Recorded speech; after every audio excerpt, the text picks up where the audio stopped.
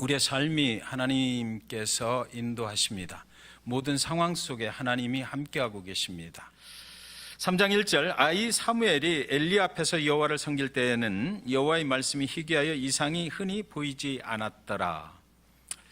사무엘은 하나님께 바쳐진 인생입니다. 그래서 한나, 어머니, 믿음의 어머니의 기도를 통해서 하나님께서 허락하셨고, 어머니께서 이 인생을 하나님이 주셨으므로 하나님께 전 평생을 드리겠습니다. 이렇게 해서 어린 나이부터 그가 하나님과 동행하는, 하나님과 함께하는 그런 인생을 시작하게 됩니다. 어린 사무엘이 이제 그의 인생을 성전에서 시작을 했어요. 엘리 제사장을 섬기고 그의 양육을 받으면서 섬겨나갈 때 그 상황을 지금 성경은 말씀하고 있는 것입니다. 그런데 그때에 여호와의 말씀이 희귀하여 이상이 흔히 보이지 않았더라라고 되어 있습니다. 여호와의 말씀이 희귀했던 시대였다라는 거예요. 그래서 이상이라고 하는 건 비전을 말합니다. 하나님께서 우리에게 주시는 그 비전이 흔히 보이지 않는 그런 시대였다라는 거죠. 하나님의 말씀, 원인이 거기 있고요. 하나님의 말씀이 희귀했다라는 것은 무슨 이야기냐면 하나님께서 말씀을 하시지 않았다라는 이야기일까요? 그렇지 않죠. 여러분, 하나님은 계속해서 하나님의 백성들의 삶 속에 개입하시길 원하시고 인도하시길 원해서 하나님은 계속해서 끊임없이 말씀하시고 또 하시고 또 하시는데, 그때 그 하나님의 말씀을 들을 귀가 있는 자들이 희귀한 그런 세상이었다. 그래서 하나님의 비전이 이들의 삶 속에 적용되지 않는 그런 시대 상황 속에서 어린 사무엘이 그의 인생을 하나님의 성전에서 살아가기 시작했다라고 기록하고 있는 것입니다. 하나님은 당신의 아들 예수를 이 땅에 보내셔서 어두운 죄악길에서 죽어가는 인간을 새로운 생명으로 인도해 내시기까지 죄인을 사랑하시는 하나님이십니다. 믿으십니까? 그 하나님께서 우리의 삶이 어떤지에 구체적으로 관심을 가지고 계시고 하나님이 원하시는 삶으로 인도해 가시기 위해서 하나님께서는 오늘도 저와 여러분의 삶 속에 끊임없이 말씀하고 계시다라는 것입니다. 김한규, 너는 이렇게 해야 된다, 이렇게 하는 것이 옳은 길이야 라고 하나님께서, 이것이 복된 길이야, 축복된 길이야 라고 하나님은 끊임없이 우리의 상황 속에 개입하셔서 말씀하신다라는 거죠. 그런데 우리의 선택이 있어요. 그것을 무시하고 업신여기고 말 것이냐, 아니면 그에 순종하고 갈 것이냐. 이 상황을 지금 성경은 말하고 있는 것입니다. 하나님께서는 끊임없이 영원한 생명의 길, 천국길로 가는 길에 대해서 계속해서 말씀하고 계셔요. 이 땅에서는 어떻게 살아야 되고, 그리고 구원받은 자의 삶은 영원한 천국에 이르기 위해서 어떻게 살아야 된다라고 비전이라는 것을, 환상이라는 것을 통해서, 하나님의 음성을 통해서 계속해서 말씀해 주고 계십니다. 하나님은 인간이 만들어진 이후에 오늘날까지 한 번도 그 일을 한순간도 멈추신 일이 절대로 없다라는 것이죠. 감리교단의 창시자이고 신학자이고 목사인 존 웨슬리가 이렇게 말했어요. 나는 하루살이 인생이다. 나는 하나님으로부터 와서 하나님께로 돌아갈 존재이다. 내가 알고 싶은 일이 하나 있다. 하나님께로 어떻게 가는가, 그 가는 길을 알고 싶다. 나는 그 길이 정말 알고 싶다. 하나님께로부터 와서 하나님께로 돌아가는 것이 인생이라면 하나님을 알지 못하면 그 길을 갈 수가 없잖아요. 그는 정말 미치도록 그 길을 알고 싶다는 것입니다. 매일같이 우리의 삶 속에서 하나님께서 계속해서 그 길로 가는 길을 알려주고 계시다면 그 하나님을 붙잡고 그 길을 따라갈 수 있도록 내가 인도함을 받고 싶다는 것입니다. 하나님이 말씀하시는 대로 해야 그곳에 도착할 수가 있기 때문이에요. 하나님의 말씀이 희귀한 시대란 말의 의미를 이제 우리는 압니다. 하나님은 계속해서 인간을 향하여 말씀하고 계셨지만 인간 중에는 그의 말씀에 귀를 기울이는 자가 희귀한 시대였다라는 것이죠. 그것이 사사기의 결론이거든요. 그래서 사무엘상으로 넘어가는 거예요. 그래서 하나님은 새로운 시대를 열어가는 중에 어린 사무엘을 불렀다라는 겁니다. 하나님의 말씀이 먹혀들지를 않는 시대, 하나님이 아무리 말씀해도 하나님의 백성들을 외면해버리고 하나님의 말씀을 업신여겨버려서 세상의 혼탁한 시대, 세상의 길을 잃고 방황하는 영혼들로 덕실되는 그 시대에 어린 사무엘에게 하나님께서는 관심을 가지고 계셨다는 것입니다. 세상에는 비전이 없었다, 소망이 없었다. 아무리 열심히 일해도 내가 복된 길로 갈 수 있는 길이 열리질 않는 그런 시대를 살고 있었다는 것이죠. 그 시대에 하나님께서 사무엘 상을 시작하셨다는 것입니다. 2절 3절에 보면 엘리의 눈이 점점 어두워가서 잘 보지 못하는 그때에 그가 자기 처소에 누웠고 하나님의 등불은 아직 꺼지지 아니하였으며 사무엘은 하나님의 귀에 있는 여호와의 전안에 누웠더라. 엘리는 엘리 제사장이거든요. 두 아들을 두었어요. 홈리와 비느하스. 이들이 얼마나 방탕했는지 굉장히 방탕하고 죄악 가운데 있었습니다. 제사장의 두 아들이 굉장히 방탕했다. 오늘날 교회 속에 가장 피폐한 모습이 뭐죠? 여러분들 한번 생각해 보세요. 한국의 대형 교회들이 지금 무슨 일을 하고 있어요? 최근에는 우리 주변에도 그런 일들이 막 일어나죠. 교회들이 제사장의 눈이 어두워져서 잘 보지 못하는, 영적으로 분별력이 없는 제사장을 가지고 있었다. 그는 하나님의 말씀을 업신여기고 하나님이 허라는 대로 하지 않는, 알고 있으면서도 하지 않는 그런 제사장이 살고 있던 그 시대에 그는 자기 처소에 가서 누워버렸다는 거죠. 제사장이 하나님의 성전을 지키고 있어야 되는데 그 성전을 지켜야 될 그 제사장이 자기 편한 대로 자기 처소에 가서 누워 있었다라는 거예요. 하나님의 등불은 아직 꺼지지 아니하였으며, 그러나 성전에서 그때 당시에 7 촛대를 밝히는 겁니다. 밤이 되면 그 촛대에 촛불을 켜는 거예요. 그리고 나서 제사장의 임무 중에 하나가 밤새도록 그 불이 꺼지지 않도록 관리를 하는 것이에요. 그 불을 켜놓고 제사장은 거기서 뭐를 하겠어요? 환상도 보고 하나님의 음성도 듣고 기도하고 찬양하고 해야 하는 거죠. 그것을 엘리 제사장은 이제 외면해 버렸다는 것이고, 그때 등불은 아직 꺼지지 아니하였는데 그 일을 하는 사람이 또 한 사람이 있었는데, 이제 어린 사무엘은 하나님의 괴가 있는 그 여호와의 전 안에서 그 일을 감당하고 거기서 잠을 잤다라는 거예요. 거기서 잠을 자고 있었다. 자, 그러니까 어두운 세상 가운데의 중심에 서 있었던 엘리 제사장의 시대가 마감이 되고, 그리고 어린 사무엘, 아무것도 모르는 이 어린 사무엘에게로 영적인 권위가 넘어가는 시대였다라고 말을 하고 있는 거죠. 자, 여러분, 두 사람을 얘기하자면 엘리 제사장과 어린 사무엘, 하나님께서 지금 누구에게 관심을 갖고 계실까? 지금 현재까지 제사장은 엘리예요. 어쨌거나 사회적으로 그 당시 시대적으로 엘리 제사장이 모든 영적 권세를 행사할 수가 있는 시대거든요. 그렇다면 이 두 사람 중에서 하나님께서 어디에 계셔요? 성전 안에 계신 그 하나님께서 어느 사람을 부르실까? 이 아주 쉽고 간단한 해답을 지금 사무엘상 3장에서 제시를 하고 있는 것입니다. 엘리는 어떻게 생각했을까? 내가 아직도 제사장이니까 하나님께서 이 시대의 백성들에게 하실 말씀이 있으면 아직도 내가 내 처소에 앉아서 편히 영적인 눈이 어두워 있는 걸 모르고 편히 누워 있더라도 하나님께서 나를 부르시겠지. 혹시나 그렇게 생각했을까요? 하나님께서 택도 없는 짓, 그런 생각이라고 하셨을 것 같아요. 하나님의 말씀이 희귀했던 그 시대의 책임이 누구에게 있어요? 엘리 제사장에게 있어요. 어린 사무엘에게 하나님께서 관심을 갖고 계셨다는 것입니다. 그때 갑자기 사람을 부르시는 하나님의 목소리가 들려요. 성경은 그렇게 기록을 해나가는 것입니다.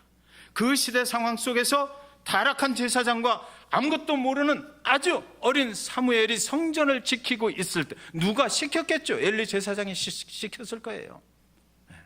그랬을 때 아무것도 모르고 있는 그 어린 사무엘에게 하나님의 목소리가 들렸다. 성경은 이렇게 기록하는 거죠.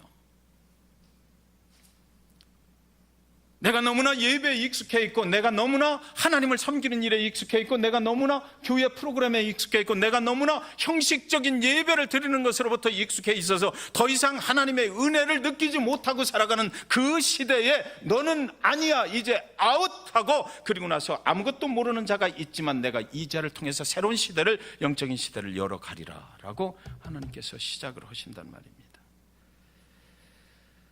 하나님이 제사장 엘리를 불러야 마땅해요. 왜냐하면 당시의 제사장은 하나님과 하나님의 백성들 사이를 연결해주는 그 가교의 역할을 제사장이 하고 있었기 때문입니다. 그런데 엘리 제사장은 성전 안에 있지 않았다라는 것에 주목해 주시기 바랍니다. 하나님은 성전 안에 불을 밝히고 잠들어 있는 어린 사무엘에게 사무엘아, 사무엘아 그 이름을 부르시기 시작했어요. 사무엘이 세상에 태어나서 처음으로 듣는 하나님의 음성이었습니다. 그것이 하나님의 음성인지 사무엘은 분별할 수 있는 정도의 그런 영적인 분별력을 가진 자가 아직 아니었어요. 여러분, 우리가 어디에 있든지 하나님은 사람을 부르셔요. 우리가 집에 있을 때, 우리가 직장에 있을 때, 우리가 운전 중에 있을 때라도 하나님은 필요하시면 그 사람을 부르십니다. 그 상황 속에 하나님이 부르셔요. 꼭 성전 안에 있을 때만 하나님이 부르시는 것은 아니지요. 그러나 그렇다고 해서 여러분, 하나님의 성전이 무시되는 것은 아닙니다. 하나님의 성전에서는 특별한 일이 일어나는 거예요. 하나님의 성전에서 와서 기도할 때, 집에서 내가 편한 자세로 기도할 때보다 하나님의 음성이 더 잘 들려요. 저는 분명히 체험했어요.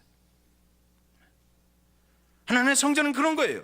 왜 하나님, 그렇지 않다면 왜 주일날 특별히 여기 와서 예배드릴 이유가 뭐가 있습니까? 집에서 리모컨 가지고 TV 틀어놓고 얼마든지 기독교 방송에서 인도하는 예배, 다른 교회에서 하는 예배 보아도 되는 거예요. 그런데 왜 우리는 특별히 오늘 여기에 오느냐 이거죠. 하나님의 성전에서 선포되는 메시지가 느낌이 달라요. 내가 집에서 듣는 거하고는 달라요. 하나님의 성전에서 찬양 드릴 때 달라요. 하나님의 성전에서 기도할 때 다른 거예요. 여기는 하나님이 계신 곳이기 때문에 그래요. 하나님의 임재가 있고 성령의 임재가 있고 예수 그리스도 그 십자가가 우리 앞에 달려있는 곳이기 때문에 그래요. 우리는 느낄 수 있어요. 새로운 시대를 열 사람을 찾으실 때 성전 안에 있는 사무엘을 찾으시고 부르셨다라고 기록이 되어 있어요.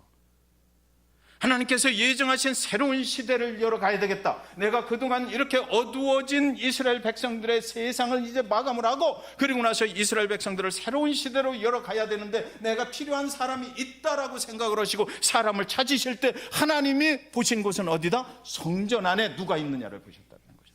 누가 거기서 기도하고 있고, 누가 거기서 찬양하고 있고, 누가 거기서 열심히 하나님을 사모하고 있느냐를 보셨다는 것입니다.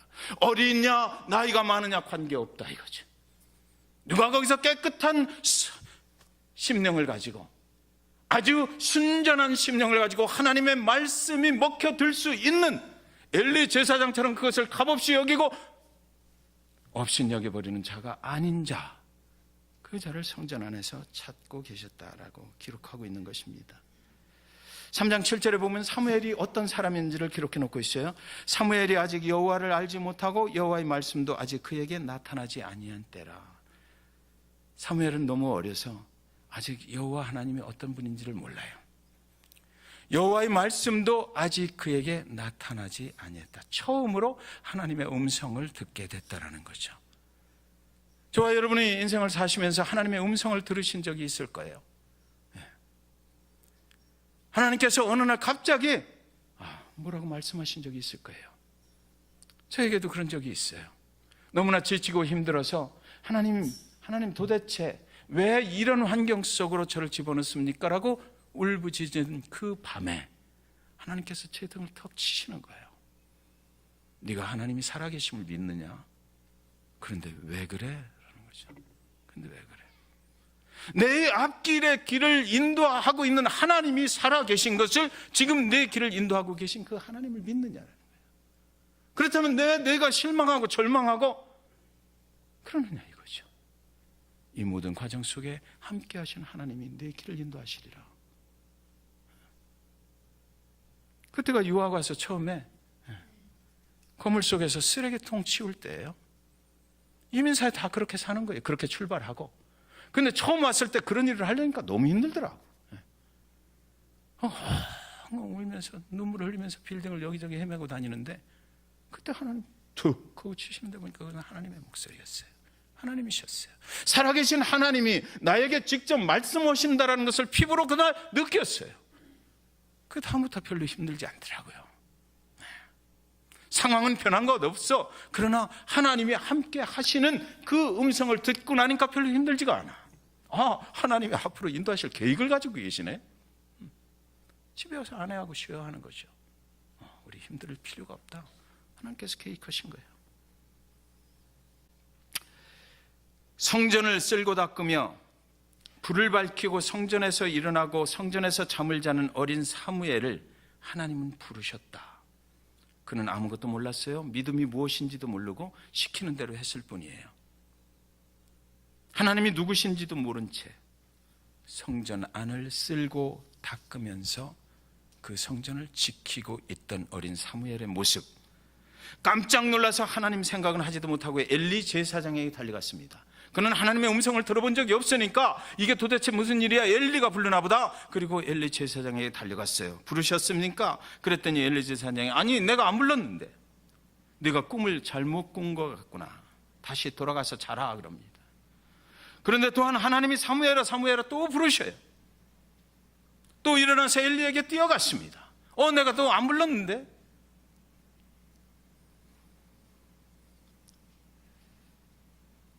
제사장께서 이 야심한 밤에 나를 왜 부르셨습니까? 물어봤겠죠. 아니야, 내가 부른 일이 없어. 근데 엘리 제사장은 그 성전에서 뼈가 굵은 사람입니다. 자기가 타락하기 이전에 하나님의 음성을 들었던 그 기억들이 있는 사람이에요. 그러니까 가만히 생각해 보더니, 야, 사무엘아, 하나님께서 너를 부르시는 것 같다. 내 옛날의 기억을 더듬어 보니까 하나님께서 말씀하실 때 그렇게 하셨어. 그러니까 이제 돌아가서 네 자리에 누워. 그리고 또 한 번 그렇게 부르거든 이렇게 말해라. 주의 종이 여기 있나이다. 하나님 말씀하시옵소서.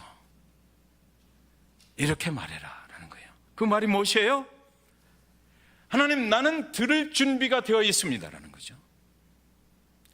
들을 준비가 되어 있는, 하나님이 부르시는 사람이 여기 있습니다. 성전 안에 있는데 하나님, 내가 준비되었으니까 마음 놓고 말씀하셔야 내가 듣겠습니다라는 거예요. 하나님이 말씀하시는 대로 나는 복종하고 순종할 준비가 되어 있는 사람이니까 하나님 말씀하십시오라고 해라라는 것입니다. 아니나 다를까 사무엘이 어렴풋이 잠이 들려하는데 똑같은 소리가 들려오는 것입니다.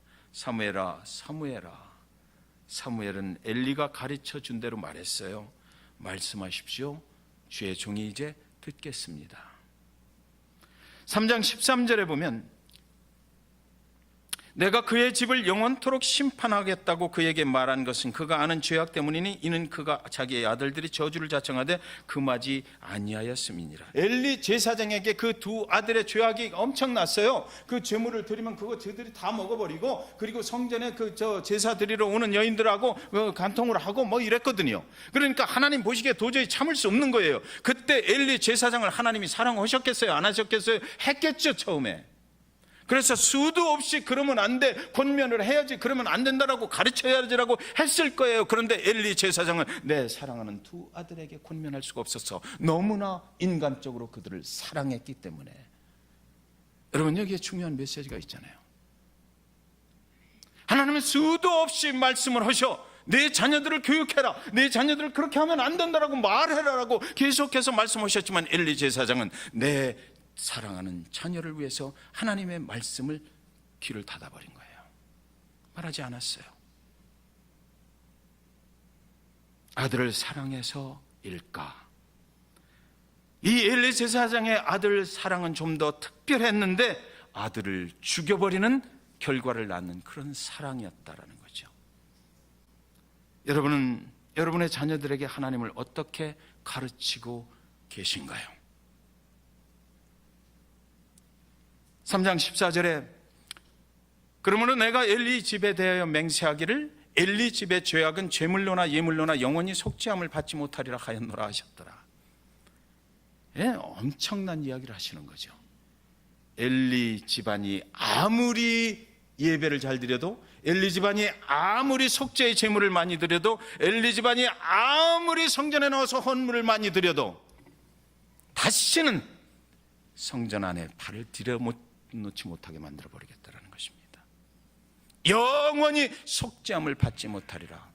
죄의 속죄함을 받는 것, 하나님과의 관계 속에서 이루어지는 거죠. 오늘날 저와 여러분이 예수 그리스도를 통해서 그 일을 이룰 수 있어요. 하나님께서 만약 저와 여러분에게 너는 자식을 잘못 교육시켰기 때문에 내가 허라는 대로 하지 않았기 때문에 내가 권면하고 했지만 너는 내 말에 귀를 막아버렸기 때문에 다시는 나와는 너는 상관이 없다. 여러분, 자녀는 그렇다고 그래요. 자녀는 그렇다고 합시다. 그러면 나는 뭐야? 나는 여지껏 성전에서 살았잖아. 나는 여지껏 하나님 앞에 기도하고 하나님의 백성으로 살았잖아. 근데 왜 나까지 거기에 포함이 돼서 영원히 그 집안 자체가 심판을 받아야 되느냐고요. 여러분 한번 생각해 보셨으면 좋겠어요. 어떤 것으로도 다시 회복시켜 주시지 않겠다. 그런데 그것이 뭐냐면 알고도 짓는 죄 때문이라는 거죠. 알고도 짓는 죄. 하나님께서 이미 그 죄를 지적해 주셔서 이것이 죄인 줄 안다. 그런데도 그대로 무시해 버렸다라는 거예요. 여러분, 알고도 짓는 죄가 무슨 죄인지 한번 제가 설명을 드리겠습니다. 알고도 짓는 죄는요, 우리가 성전에 나와서 하나님 예수 그리스도 앞에 무릎 꿇고 앉아서 기도할 때 알려줘요. 하나님의 음성으로 들리는 거, 이건 죄악된 것이다. 내 마음속에 있는 것, 잘못된 것, 탐욕 같은 거, 미워하는 거, 이거 그러면 안 된다라고 하나님이 말씀하셔요. 그때 내 양심을 통해서 성령의 음성이 들려오는 거에 아는 거예요. 그런데 그때 회개하지 않고 계속 밀어붙이는 건 알고도 짓는 죄죠. 하나님께서 알려주셨는데 그것이 죄라는 걸 알려주셨어, 분명히. 그런데도 그것을 회개하지 아니하고 똑같은 짓을 계속해서 반복해 나가는 거예요. 이것이 알고도 짓는 죄. 그 알고도 짓는 죄 때문에 저 가정은 영원히 하나님의 리스트에서 아웃됐다라는 거죠. 체로키 부족들이 손자가 태어나면 이제 어느 정도 자라면 하나님 할아버지가 무릎에 앉혀놓고 그 손자에게 이렇게 말한다고 그럽니다. 아가야, 사람들 속에는 두 마리의 늑대가 치열하게 싸움을 하고 있단다. 한 늑대는 악한 늑대야. 이 늑대는 분노와 질투와 게으름과 교만으로 똘똘 뭉쳐진 늑대란다. 그리고 또 한 마리의 늑대는 선한 늑대인데 이 늑대는 아주 친절하고 용서하고 베풀고 겸손하고 사랑이 많은 그런 늑대란다. 이 두 마리의 늑대가 항상 우리 안에서 싸우고 있단다 라고 그렇게 말해주면 그 손자가 좀 생각을 하다가 이렇게 물어본답니다. 할아버지, 그러면 두 마리 중에 누가 이길까요? 두 마리가 싸움을 한다고 그러니까. 그러면 할아버지가 방긋 웃으면서 그 손자에게 이렇게 말을 해준다고 그래요. 그야 물론 네가 어느 늑대에게 밥을 주느냐에 달렸단다. 사랑하는 여러분의 자녀들이 악한 늑대에게 밥을 주지 않게 되시기를 주님의 이름으로 간절히 축원드립니다. 다음 날 아침 엘리가 사무엘에게 물어요. 하나님이 무엇라 하더냐? 사무엘은 두려웠어요. 어떻게 하나님이 말씀하신 그 엘리 가문의 심판에 이 메시지를 그대로 가서 내가 사랑하는 엘리 제사장, 나를 먹여주고 채워주는 제사장에게 이야기할 수가 있느냐고요.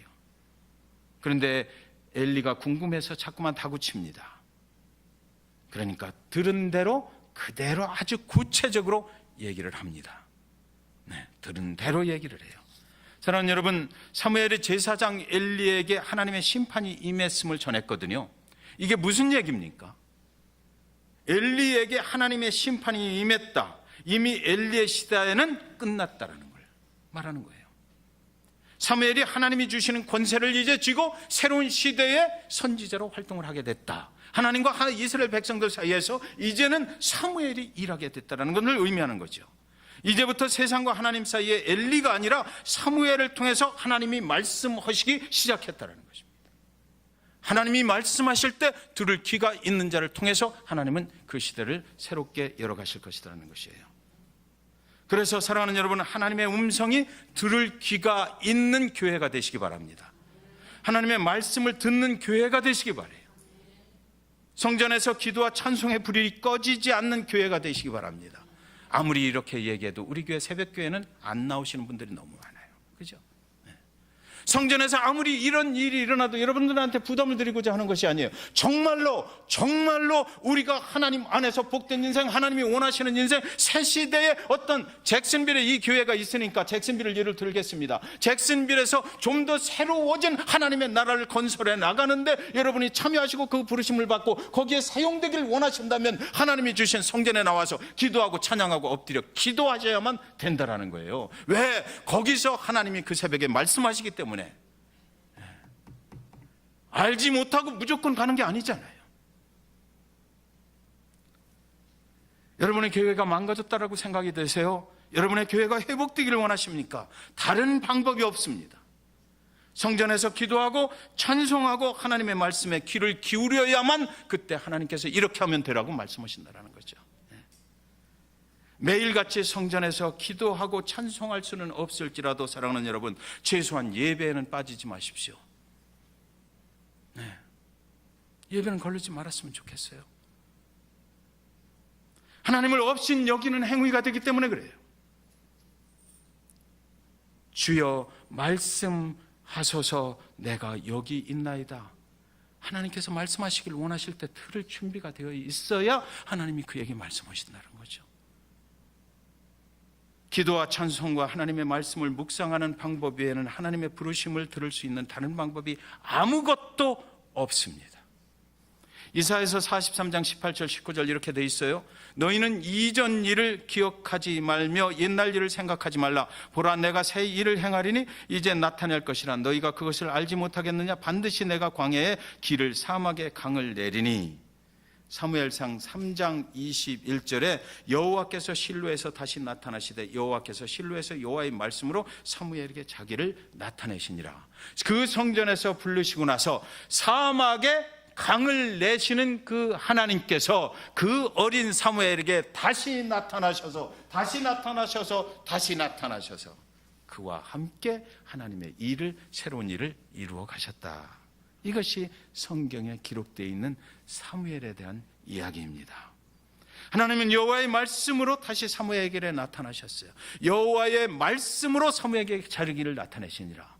다른 거로가 아니라 하나님의 음성으로, 하나님의 말씀으로 자기를 나타내신다는 것이다. 하나님은 그런 방법을 쓰시는 거예요. 여러분, 이제 마치겠습니다. 광부가요, 깊고 어두운 갱 속에서 금을 찾아낼 수 있는 것은 그의 머리에 밝은 헤드라이트를 켰기 때문이에요. 이 어두운 시대를 비추이는 하나님의 말씀에 헤드라이트를 착용하시기 바랍니다. 하나님의 말씀을 우리 인생의 등불로 달아매야 우리는 하나님이 원하시는 길을 갈 수 있잖아요. 하나님의 말씀을 듣고 순종하십시오. 그러면 여러분의 인생이 광야의 사막길이 같이 메마를지라도 하나님의 능력의 말씀으로 메마른 인생 위에 강물 같은 축복의 길이 열리게 될 것을 여러분 믿으시기 바랍니다. 기도하겠습니다.